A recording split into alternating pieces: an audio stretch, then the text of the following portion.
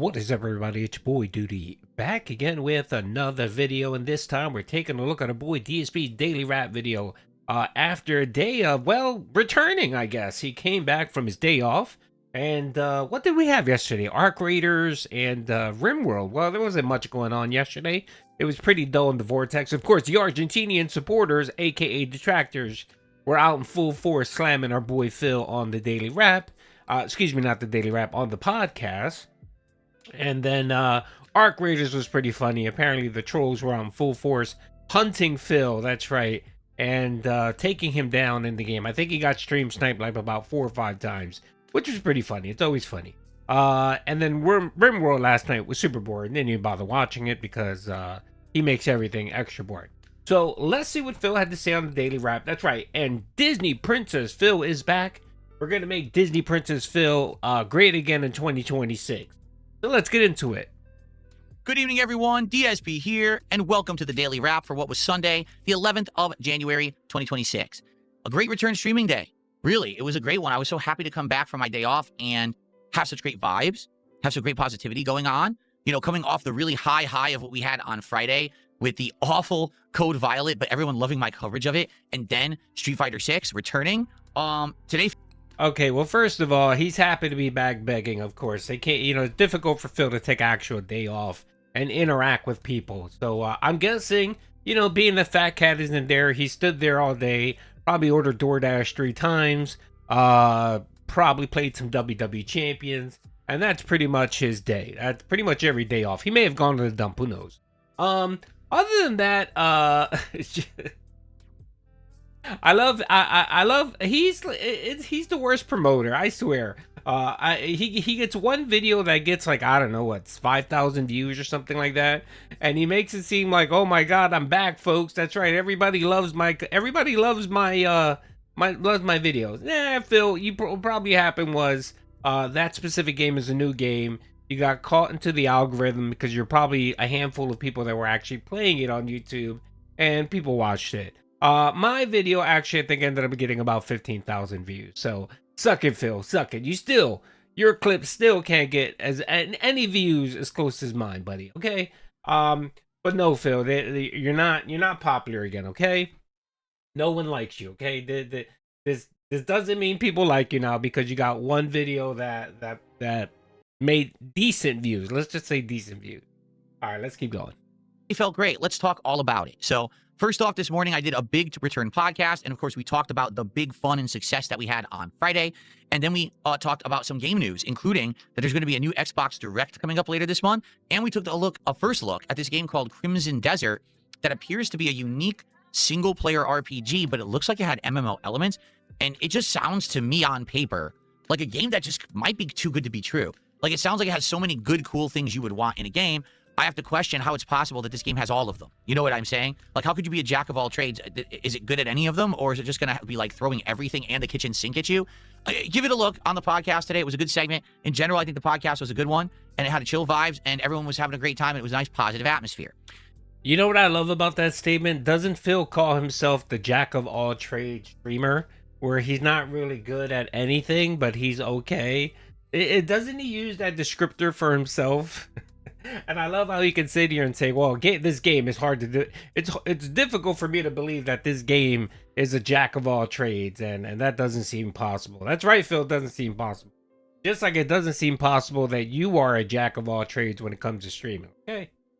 Then, after the podcast, we jumped into Arc Raiders, all right? You might say, well, how did Arc Raiders do right off the bat, like early on in the week doing it? Keep in mind, the reason we did Arc Raiders so early was actually because we had played Code Violet on Friday. It sucked. It's basically unplayable. And I decided to say, well, we're not going to play it any further until maybe they patch it or update it. And so that's what happened. We're just not playing it anymore right now. So I needed something on the fly to adjust to, and that was Arc Raiders. So right off the bat, at the beginning, I got killed by someone. Now the question is, was it a rat or was it a stream sniping troll? I'm honestly not sure. I did hide my drop, but somehow this person sought me out, hunted me down, and killed me. So I actually ended up losing a rare gun, the LMG that I had. I lost it right off the bat today, and I'm like, man, that sucks. Obviously, that was a great weapon, but I mean, that's the name of the game in Arc Raiders. You're not going to get upset because that's how it's played. Sometimes someone gets the drop on you. Sometimes they're going to get your stuff, and there's not much that can be done. You just got to move forward and not be all wimpy about it, right? So I reapplied myself. I kept playing. I ended up having a couple really good runs after that, where no, I wasn't stream sniped, and instead I was getting some decent loot and good progress. Then, right in the middle of my stream, Why would you get upset at Phil because you got taken out in a video game? Seriously, this just goes to show the fragile ego that is DSP here. That's why he gets upset when he gets killed in when he loses in Street Fighter, gets killed in Call of Duty, and has to come up with all these lame ass excuses. You ever notice that? You notice how it's never Phil's fault when he loses at a game? It's always some, random excuse or cheat or lag or some lame ass problem. Right? Why does it always have to be an excuse? And he needs that excuse because, of course, he's so fucking fragile. He really is. He's so fragile. He can't. I think what it is, partially what it is he never does anything wrong, of course. But the other thing is, I think Evo AJ is still haunting this man. After 15 years, Evo AJ is still haunting Phil's brain with "This is how you don't play." And he's so worried that there's going to be a huge "This is how you don't play" video that's going to come out that's going to cause him to spiral for another 15 more years. I think that's what it is.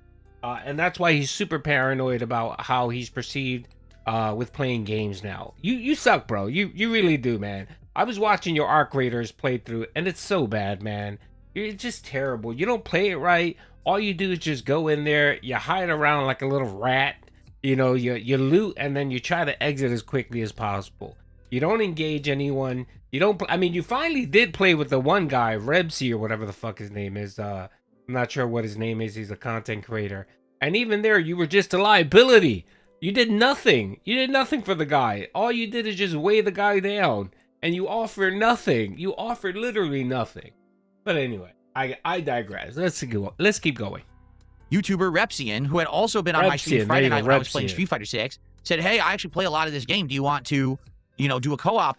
Can you, I'll send you an invite. Well, I'll send you a DM on X, and then you send me your code, whatever it's called, their network code or whatever in the game, and let's see if we can do a quick game together."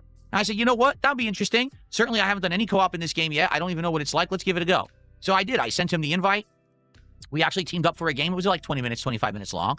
And he actually did a tour of Stellamontes with me. He basically walked around and said, hey, look, in Stellamontes, there's a secret here, here's a secret here, and here's how you can find good stuff with runs in the Stellamontes map. And I was like, wow, thanks. I'm appreciative of that because I didn't know about that. He actually showed me all this stuff in the assembly area that I never even knew it was there, like a hidden weapon case and stuff. The bummer was, he gave me all this stuff, like he gave me some items and stuff, and I put them in my pouches, the safe pouches. Then he took down a Bastion, but got attacked by other people who were basically poaching the Bastion loot, and I got killed. So I kept some of the epic items, but I ended up dying. Like, damn, I had a lot of good loot. I could have done better, but it sucks. What can you do? That's the name of the game, right? My last run. By the way, it was a troll. It was a troll with the Detractor who was watching him, and they saw that because they didn't kill the other guy. They didn't bother touching the other guy. They made sure to go right after Phil. And of course, he was the only one that ended up dying. The other guy got away scot-free. There was no issue. So you could tell they were hunting specifically for Phil, okay? I actually decided to go to the dam because I had a key card for the staff room in the dam. Now, I had never been in there before. I think the last time that I had been in there, someone else had already looted it.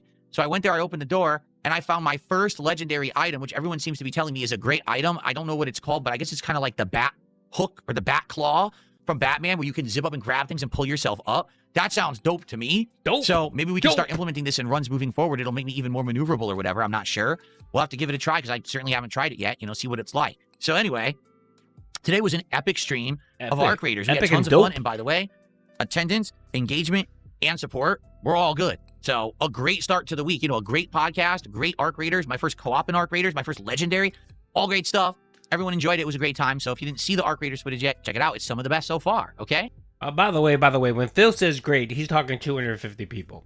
So whenever Phil plays a multiplayer game like Call of Duty, Street Fighter, any online play, Arc Raiders, he gets a slight bump. And that's because detractors are watching it to try to stream snipe him. That's the only reason why he gets a slight bump in the playthrough. Support, he ended up getting like $100 from like 2 dents during the podcast. And then the rest of the day was sort of slow. He really didn't make that much money. I think he ended off at like 170 or something.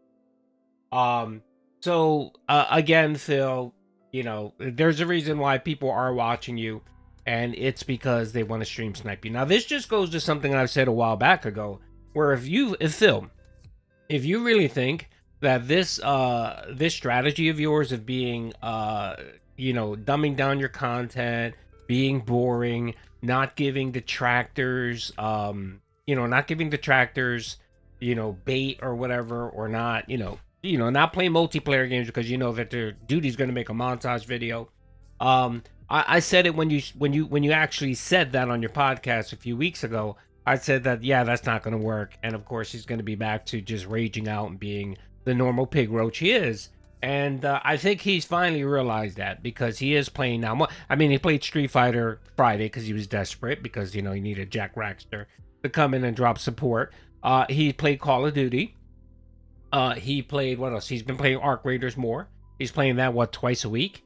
So again, he said one thing, but of course when when the support, the views, and everything started drying up, he realized that, Doody's right. I can't just play these boring single player games and be just boring. I need to be a rage pig, because that's the only thing that actually brings out views and brings out somewhat support, because his dents do feel like they need to rally whenever, detractors are trolling Phil. So we're back to 2022, folks. That's right. The more things change, the more DSP stays the same. Nothing ever changes with this guy. I mean, it changes temporarily, but of course he always reverts back to the pig roach that he is, because that is his natural form. And, even he knows, let's be honest, Phil knows that if the detractors went away, if the detractors just said all collectively, yeah, we're done with Phil, we're moving on, he and his channel, he would need to get a job within 3 months, because no one would watch, no one would care. His views would probably be down to about 60 people watching. And that's it. And he would have to actually go get a job. That's the honest truth. And I think Phil has come to that realization, and he knows that, yeah, it is true. If my detractors were gone, I'd be screwed. And I think too that goes to play into the part where you notice he's not really fighting against the detractors anymore. Like before, even when he talks about how detractors steal his content and all that, you notice it's like very mild and bland. He doesn't even bring it up. And I think because I really believe he's come to this realization that the people that watch him are the hate watchers. And even though Doody makes tons of views, and even though WPIG and that being said, his podcasts are very successful, he knows that if we weren't around, the crumbs that he's getting now would be gone. I think he's come to that realization that we have a symbiotic relationship, just like Obi-Wan Kenobi said to the Gungans. He said, we have a symbiotic relationship, and I think Phil has come to accept that. He won't admit it, but in his tone and what he's saying, actions speak louder than words, as I like to say. Okay. Now tonight, the late night stream was RimWorld, and tonight, to be honest, I was a little nervous about how it was going to go. Number one, this is stream number 4, right? And when you're playing a game like RimWorld, which yes, it has a cult following and everything, but it just doesn't really appeal to a mainstream audience like someone who'd be coming by for a AAA game. It's not that kind of game, right? So I was wondering, tonight we're doing a new run in RimWorld. We're actually going to be taking out or doing a new colony, 3 new colonists, harder difficulty, which means more hazards and things going on. How would it go? Would people actually show up for it and like it? Or would people say, it's kind of boring now? I don't know. I'll be honest, attendance was kind of down tonight. We didn't even have 200 viewers on YouTube. I don't know about Kit, but on YouTube, we didn't even have 200 viewers, okay? But engagement was quite good. People were... he literally had 130 people watching his stream, and then Kick, there were probably like the 50 LARPers that are out there every night. Talking with me about the game all night, trying to help me, because I remembered a lot of the stuff initially to do, but there was a few things I remembered kind of out of sequence. So people gave me some advice on that and were like, hey, do this instead, do that. Okay, so I did it, and honestly, it kind of worked out because people were helping me. Like, I feel like if people didn't help me like that, I probably wouldn't have done as well. But because people were actively giving me advice, again, it worked out. So the good news is we got a lot of the initial stuff done. I even said to everyone by the end of the night, man, I feel like in 2 hours tonight, I did 5 hours of progress for my first run. And my first run was only 6 hours long, okay? The problem was we had a critical problem at the end of the night. I don't want to spoil, but we had a horrible disaster at the very tail end of the stream. And this has now put my survivors in a very precarious position for the next stream, which is actually going to be Wednesday night. I actually don't know how things are now going to go as a result of what just happened. So we're in a very unique position. We're going to see what happens when I play it again on Wednesday and go from there. But I just want to say by the end of the night, support was also great. So once again, this is the 4th straight stream of RimWorld. People are showing up, engaging, and supporting. The only thing is that attendance is getting a little bit lower. And I'm a little nervous that maybe every time I play RimWorld, we'll get a little less, we'll get a little less, we'll get a little less. Listen, I like the game, I do. And like I told everyone, this is the kind of game that I feel the more I play it, the more comfortable I'll start to feel. Once I start feeling comfortable with the initial setups and things like that, it's going to be a more chill experience. I'm still feeling nervous. I am. I'm playing this game and I'm feeling nervous about it because I don't really know what to do yet in what order. And I know I'm making mistakes that I could avoid, but I think we'll get better. I don't know about this current group because of what happened, the disaster that happened at the end of this first stream with this group. I don't know if we're going to be able to continue with them for too much longer. But again, if I feel like if I keep going back and getting that initial setup done faster and everything, it's going to get better over time. So let's see how it goes. I hope you guys will come back on Wednesday night. Check out the videos tonight. So all day long, good vibes, great engagement, great support. Can't complain. Absolutely great day. 2 thumbs up from me. What a great start to the new week. Okay, all right, whatever, Phil. Okay, what he's doing here, of course, is setting up the wage quit for RimWorld. I watched a little bit of it this morning. Apparently, he was at like 100 all the way until the very end, and then of course he had to stop the stream a little early, and do a Q and beg session. And I think he got to his 150 goal. I think he did, and of course, the anonymous tips were out in full effect. I think he ended up getting like 2 anonymous tips. He did his goal after, waiting. I think he was there till about 12:45, 12:50, doing about the 30-minute beg overtime. He's just setting up a wage quit here. So, trust me, the next time he'll play this game, less dents will be there to watch it. And the other thing too is that you would think this is the 4th time he played this game. The first 3 times he played it were essentially just him learning. He was getting his hand held by his viewers. They were basically a tutorial. He did a 3-stream tutorial, 6-hour tutorial. And you would think that he would learn and know enough. No, he didn't do that. He decided to do the same shit on the 4th playthrough. Ask his dents, hold his hand, and that's fucking boring, bro. I can understand maybe the first 2 playthroughs, okay, but by then you should get the hang of what the game is, or Phil, how about this? How about do a little bit of research, maybe play the game off stream or just YouTube, a video of someone playing the game, a strategy of it, just to understand, bro. You shouldn't rely on people. People aren't there. And yeah, I know there are a couple of dents here and there that really love the game, and they're the type of people that they want other people to love the game, so they're more than happy to sit there and hold your hand the whole playthrough as if they were playing the game. But that's very far and few between, brother. That's only a couple dents here and there. All right, Phil? And what happens is people are gonna grow tired of it. People are gonna grow bored of it, and you're just not gonna get that viewership or that support. It's just gonna dry up and die. But you want to keep doing the same thing. You figure, you know what? I'll keep milking it until I can't milk it anymore. So just FYI, folks, this is it. This is the official wage quit notice. Phil's letting everyone know that if support and viewership is slow again the next stream, he's either going to wage quit it there or he'll wage quit it after the next playthrough. So I think RimWorld is going to get sent to ban world, just like Black Ops and the other, 100 or so games he's wage quit in the last year or so. Anyway, folks, that's all I have. It's, he goes on about today or whatever. No one gives a shit. Anyway, hope you guys enjoyed the video. Peace out.